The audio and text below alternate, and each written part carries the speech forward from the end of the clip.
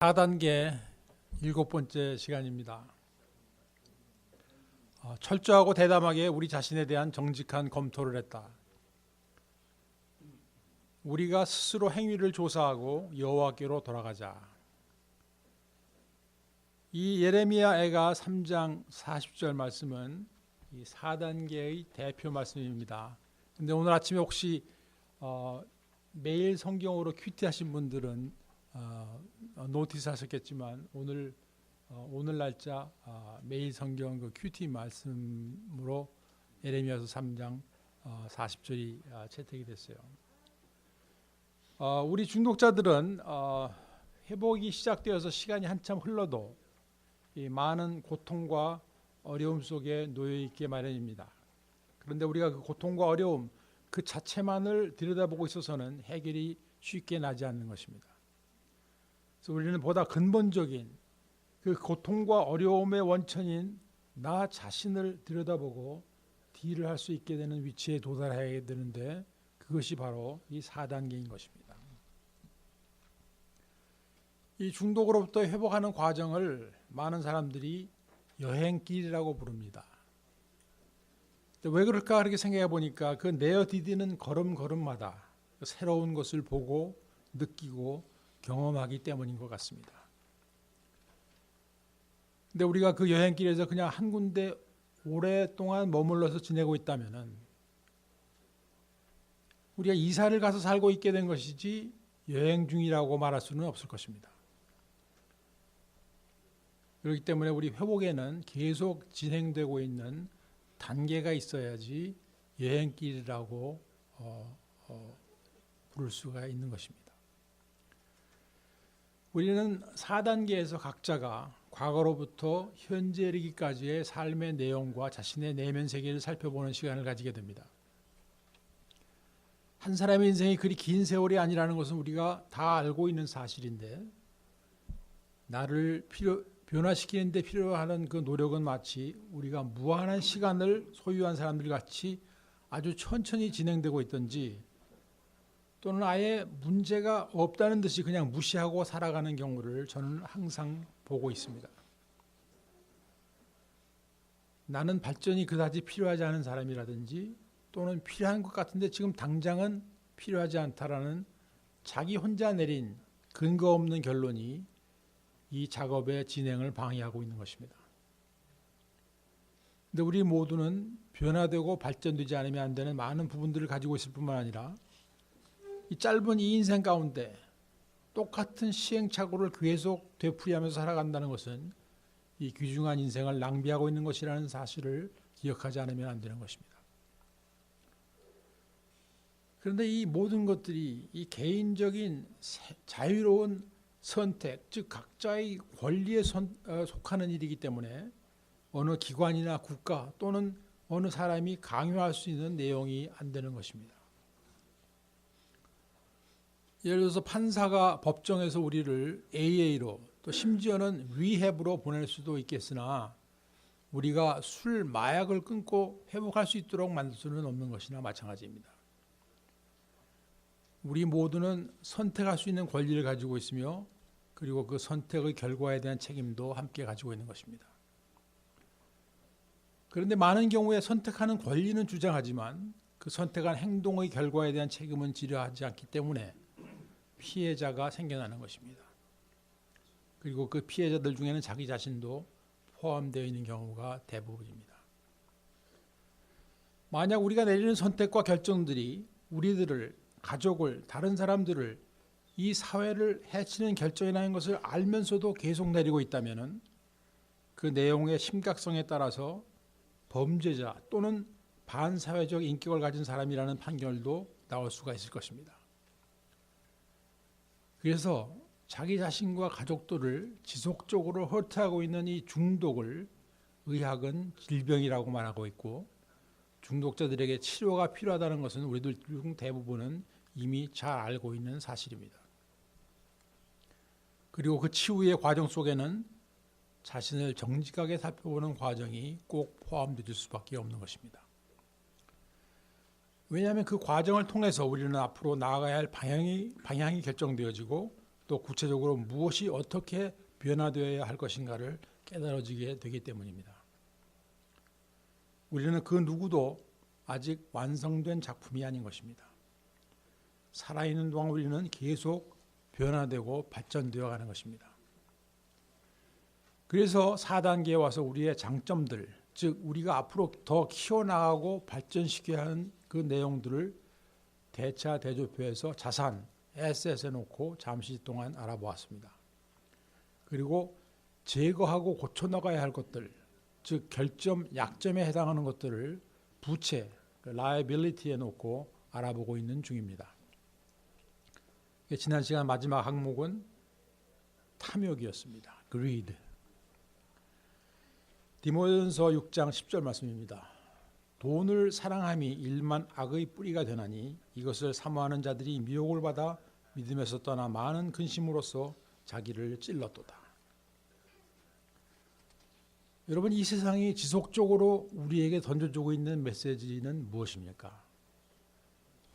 많은 물질과 지배력을 가지는 것이 인생의 성공이라는 메시지입니다.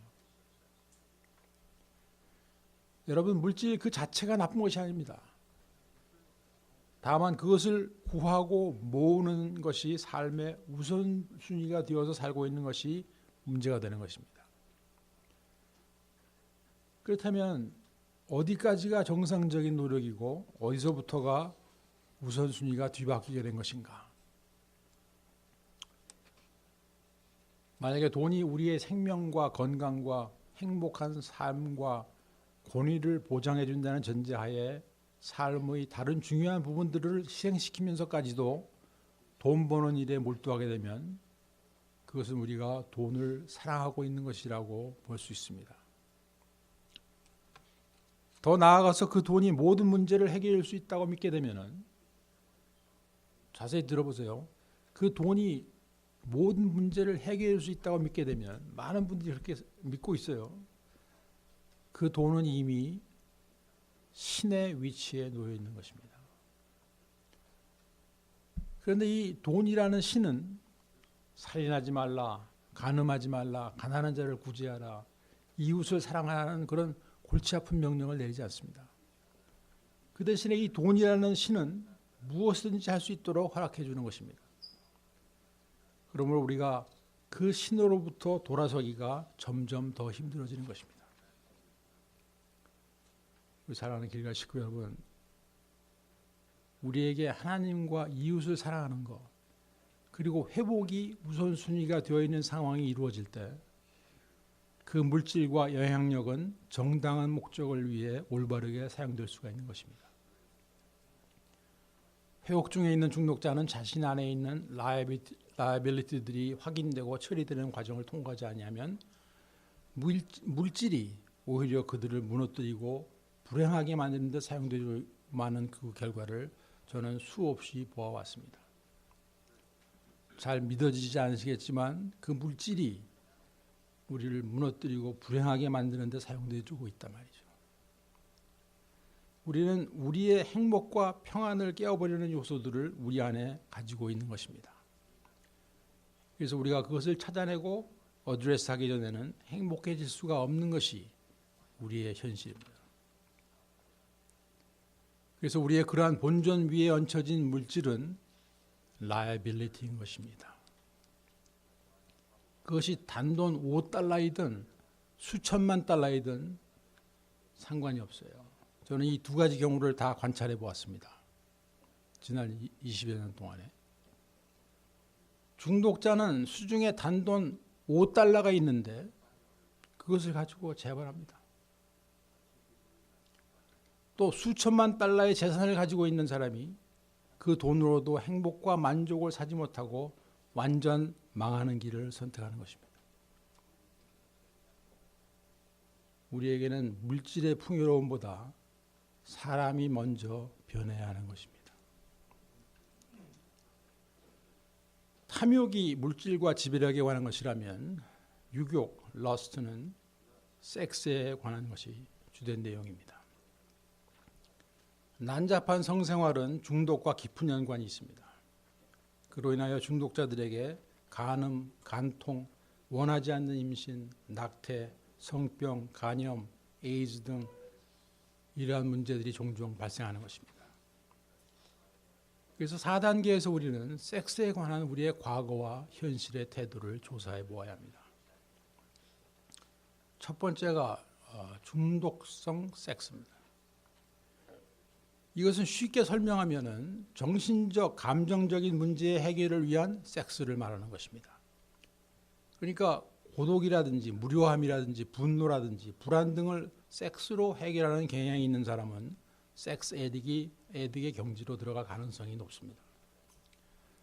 그래서 우리가 술, 마약, 도박의 중독의 그 예를 들어서 우리가 잘 알고 있는 것이 아닙니까? 그러한 것을 해결하기 위해서 처음에 시작하는 거예요. 그러나 그것이 다른 차원으로 이제 옮겨간 것이죠. 두 번째가 자기 중심적인 섹스입니다. 이것은 일방적으로 요구하는 섹스이거나 또는 섹스가 릴레이션십을 유지하고 있는 제일 중요한 이유가 되어 있는 경우를 말하는 것입니다. 세 번째는 포노그래피, 음란 비디오, 사진, 영화, 인터넷 사이트에 빠져 있는 것은 비밀리에 진행되고 있는 우리들의 영혼을 좀먹고 있는 큰 문제인 것입니다. 네 번째는 불법적인 섹스예요. 여기에는 강간, 매춘, 미성년자 성추행 등이 포함되어 있는데 이 문제를 가만히 생각해 보면은 정말로 자신이 통제할 수 없는 그 무엇이 있기 때문에 이런 일들을 계속하는 것이 아니겠습니까? 미성년자 성추행이라든지 강간이라든지 매춘이라든지 자기 안에서 통제할 수 없는 그 무엇이 있는 거예요. 다섯 번째, 간음, 간통. 이것은 파트너로 만나서는 안 되는 사람들 사이의 섹스나 또는 혼전 섹스를 말하는 것입니다. 미국에는 간통죄라는 것이 아마 없죠? 있습니까? 없어요. 예. 그런데 하나님의 법에는 분명히 걸리는 것입니다. 여섯 번째로 동성애. 성경을 보면 동성애는 하나님께서 싫어하시는 비헤비어인 것이 틀림이 없는데 그렇다면 이것은 과연 디지즈인가? 질병인가? 그리고 중독과 같이 회복될 수 있는 것인가? 여러 가지 주장들이 있는데 저 개인적으로는 이 이슈에 대한 확실한 결론을 가지고 있지 못해요. 일곱 번째로 수간 또는 사간. 이것이 뭔지 아세요? 수간, 사간? 동물과 섹스를 하든지 죽은 시체와 섹스를 하는 것입니다. 우리 인간이 과연 어느 수준까지 내려가고 있려고 하는 것인가를 생각하게 하는 것입니다. 히브리서 13장 4절 말씀입니다. 모든 사람은 혼인을 귀히 여기고 침소를 더럽히지 않게 하라.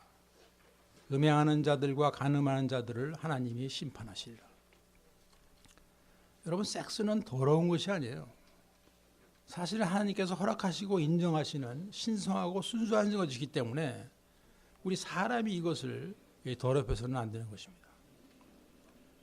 이 회복하고 있는 크리스찬은 우리들의 영과 몸과 마음이 함께 깨끗해지는 것을 하나님께서 원하고 계시다는 것을 확실하게 깨달아야 하는 것입니다.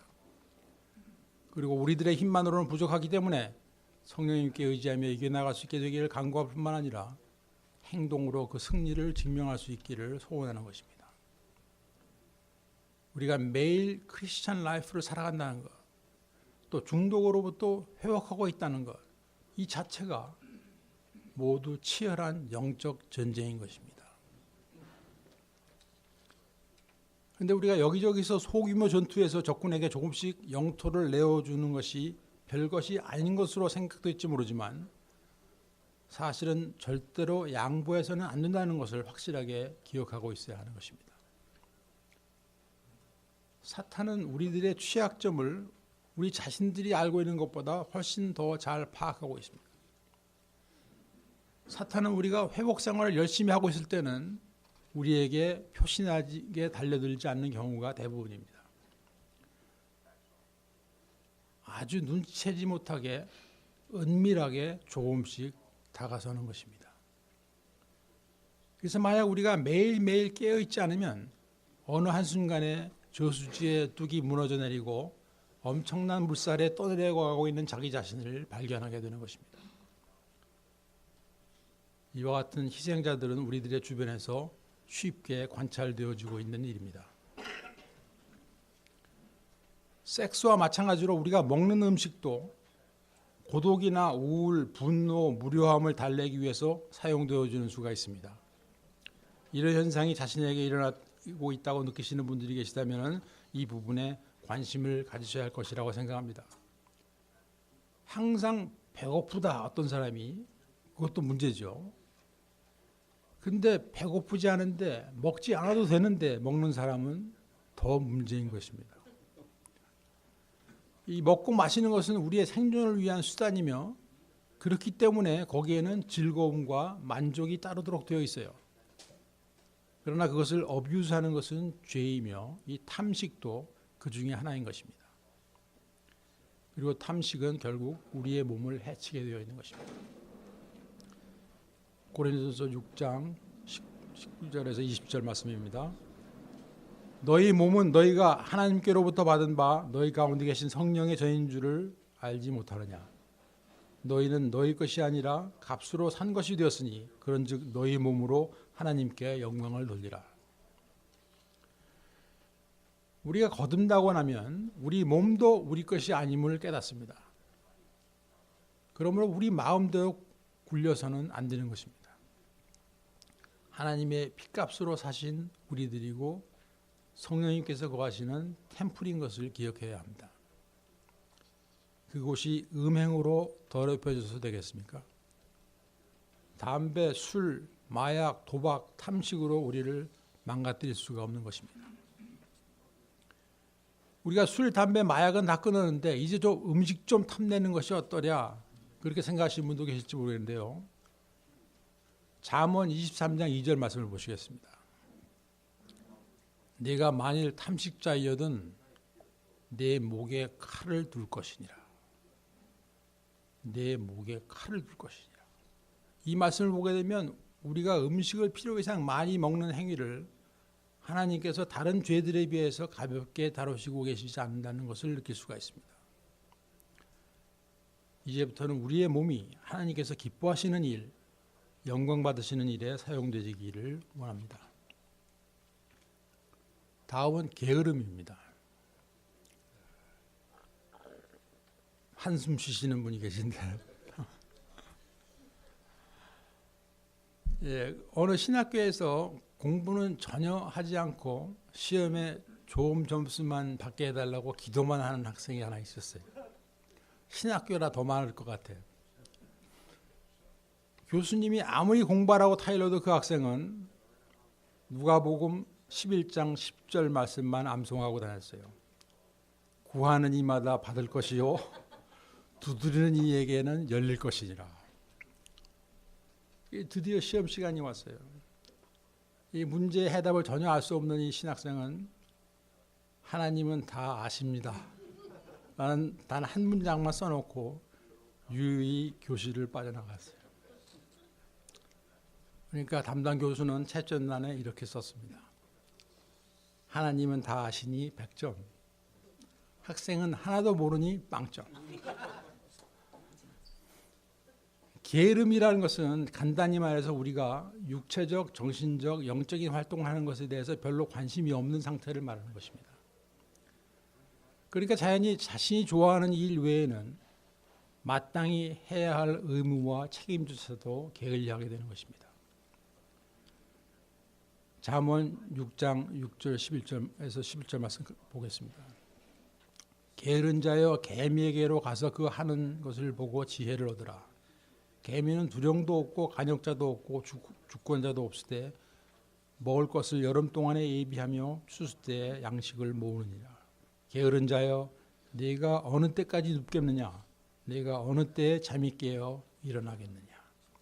좀 더 자자 좀 더 졸자 손을 모으고 좀 더 눕자 하면 내 빈궁이 강도같이 오며 내 궁핍이 군사같이 이르리라. 개미에게는 명령하는 자가 있는 것도 아니고 또 이 감사의 집 같이 매니저가 있는 것도 아닌데 그들은 열심히 살고 있다는 것입니다.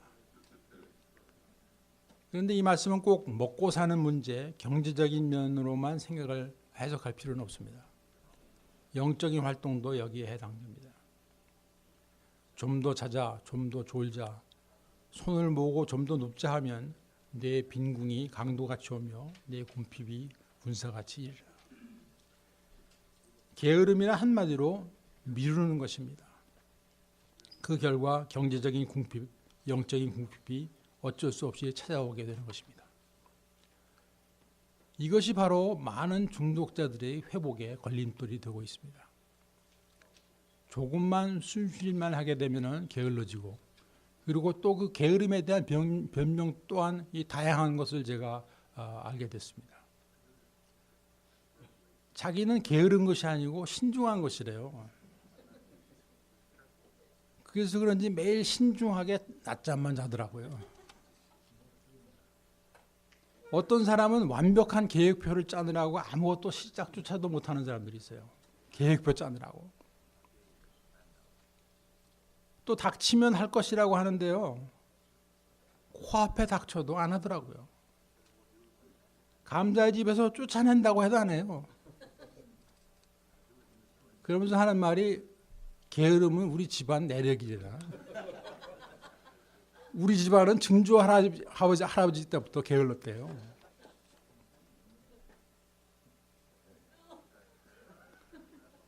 또 게으름을 여유로 생각하는 사람도 있어요. 그런데 여유와 게으름은 분명히 다른 것입니다. 여유는 할 일을 다 하면서도 충분히 쉴 수 있는 위치에 있는 것이고 게으름은 해야 할 일을 제대로 못하면서 제대로 쉬지도 못하는 상태입니다. 그래서 게으름은 저 개인적으로 생각할 때 하나님께서도 어쩌지 못하시는 것 같아요. 정말 게으른 사람은 하나님도 어쩌지 못하세요.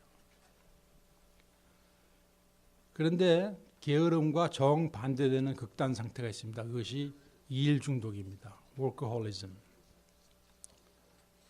중독자는 보통 all or none의 경향을 가지고 있는 경우가 많습니다. 아주 빠져들든지 아예 안 하든지 둘 중에 하나이지 중간이 별로 없어요. 이 일이라는 것은 누구나 하지 않으면 안 되는 것이지만 적절한 선에서 마무리를 짓지 못하고 그 일로 인해서 삶의 다른 영역에서 대가를 치르기 시작하게 되면 그것은 중독의 연장이라고 할 수가 있는 것입니다. 그 다음에 일을 많이 하는 원인이 고독이나 낮은 자존감, 수치감, 죄책감, 완벽주의, 물질에 대한 탐욕을 해결해 보고자 하는 무의식적인 노력의 결과라면 이것은 쉽게 해결되지가 않는 문제인 것입니다. 중독으로 발전할 가능성이 높을 수밖에 없는 것입니다. 또 다른 불편한 일을 피하려고 일을 선택하는 경우도 건강치 못한 것입니다. 예를 들면 가정 불화가 있을 때 적당한 시간에 집으로 퇴근하는 대신에 밖에서 일로 시간을 더 쓰는 것 같은 경우입니다. 왜냐하면 집에 들어가면 불편하니까. 이러한 모든 것들은 우리의 원래의 중독으로부터의 회복을 지연시킬 수밖에 없는 것입니다. 우리가 건강한 회복 생활을 잘하기 위해서는 적절한 것들을 적당량 할 수 있는 연습이 필요한 것입니다. 참고로 우리가 일 중독자인가를 알아보는 그 질문들이 있습니다. 일 중독 자가 진단이죠. 아무리 늦게 자더라도 아침에 일찍 일어난다. 이거 참 좋은 것 같죠. 근데 이것이 중독의 상태로 이렇게 되는 것이 문제인 것입니다. 혼자서 점심 식사를 하면서 계속 일을 하고 있든지 아니면 무엇인가 읽고 있는 사람, 요 주의 인물입니다. 매일매일 할 일의 목록을 가지고 다닌다. 그냥 아무것도 하지 않고 휴식을 취하고 있는 것이 왠지 편안치가 않다. 다른 사람들이 나를 경쟁의식이 강하고 일에 승부를 거는 사람이라고 생각한다. 퇴근 후에도 업무에 대한 걱정을 많이 하는 편이다. 언제 어디서나 일을 할 수가 있다. 화장실에서도 해요. 주말이나 휴일에도 일을 한다. 일이 너무 많아 휴가를 가기가 어렵다. 자신이 하는 일 이외에는 다른 일에는 별로 관심이 없다. 지금 쭝얼쭝얼하는 사람인데 그 사람도 일 중독자인 것 같아요. 이 10개 중에서 7개 이상이 쓰이면은 문제라고 생각하시면 될 것입니다. 다음은 시기심이에요. envy. 시기심은 우리들로 하여금 다른 사람이 소유한 것, 성취한 것, 그리고 그들의 좋은 재능과 능력에 대해서 진심으로 기뻐하고 축하해 주지 못하게 만듭니다. 뿐만 아니라 시기심은 결국 자신이 받은 축복조차도 그것을 깨닫고 감사할 수가 없는 심령이 되게 만드는 그런 문제인 것입니다. 잠언 14장 30절 말씀입니다. 마음의 화평은 육신의 생명이나 시기는 뼈의 썩음이니라. 마음의 화평은 우리 모두가 구하는 것이요 회복의 과정에서 반드시 필요한 요소입니다. 그러나 시기 질투는 나를 죽일 뿐만 아니라 남에게도 악영향을 줍니다. 마치 방사성 오염물질을 내 주머니에 넣고 있는 것과 마찬가지입니다. 그것이 나를 해칠 뿐만 아니라 주변 사람도 함께 죽이는 것입니다. 그런데 이 시기와 질투는 우리가 자신을 살펴보는 과정을 통해서도 발견되어지지 않고 교묘하게 빠져나가는 항목 중에 하나인 것입니다.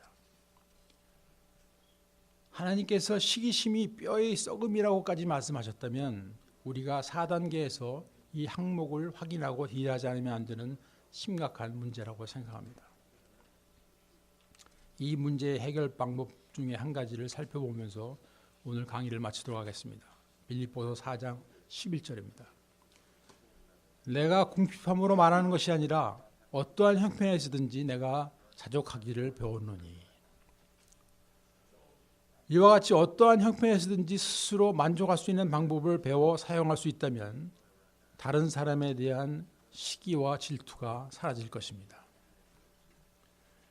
그리고 현재 주어진 상황에서 나의 마음이 평안한 상태가 되어줄 수 있다면 다른 사람이 성공한 것을 진심으로 축하할 수 있는 여유가 생길 것입니다. 다른 사람의 재능을 기쁨으로 칭찬해 줄 수 있을 것입니다. 우리 회복의 프로그램에서 성공적인 결과를 누리고 있는 사람들은 대부분이 자족하면서 사는 비결을 깨달은 사람들입니다.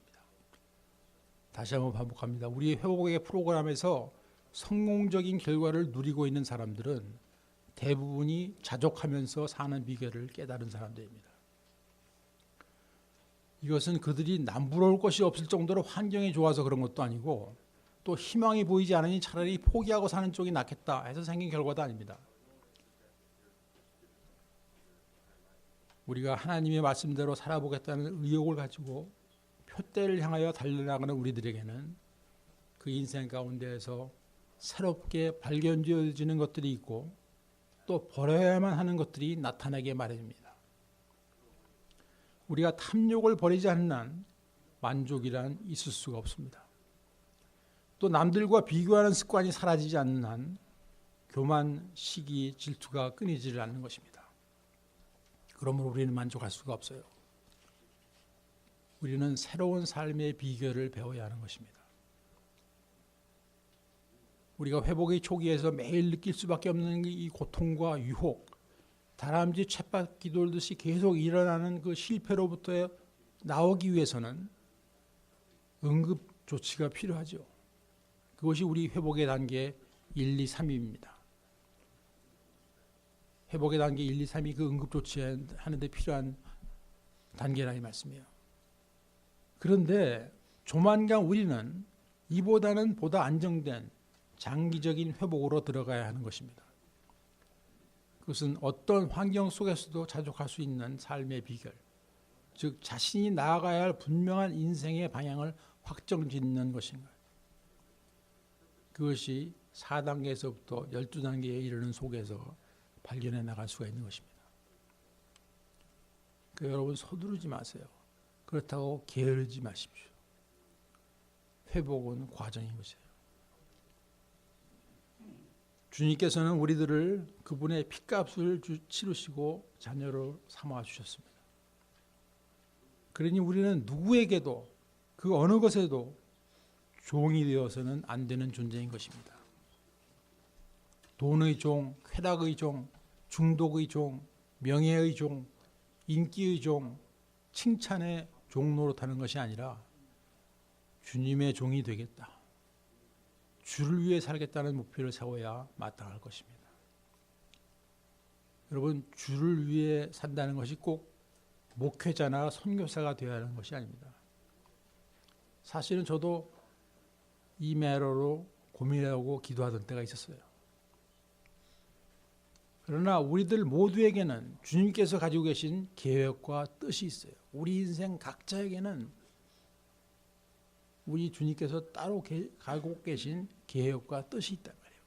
그것을 발견하고 이루어 나가는 삶이 바로 주를 위해 사는 삶인 것이에요. 이것이 4단계와 11단계 사이에 포함되어 있고 12단계에 이르러서 우리 각자의 구체적인 삶의 내용이 결정되고 실행되어진다고 봅니다. 1단계에서 12단계까지 수십 년이 걸리는 것이 아니에요. 저의 경험으로 보면은 3, 4년이면은 이 회복의 줄기가 잡혀지게 되어 있어요. 그와 함께 우리의 신앙생활에도 꽃이 피게 되는 것입니다. 이전에는 왜 이걸 몰랐나? 왜 그렇게 살 수밖에 없었나? 후회하고 안타까워만 하는 것이 아니라 이제로부터라도 새롭게 살게 하여 주시는 하나님께 감사드리는 삶이 되는 것입니다. 신앙생활과 더불어 단계를 열심히 해보시라고 부탁드리면서 오늘 강의를 마치도록 하겠습니다. 감사합니다.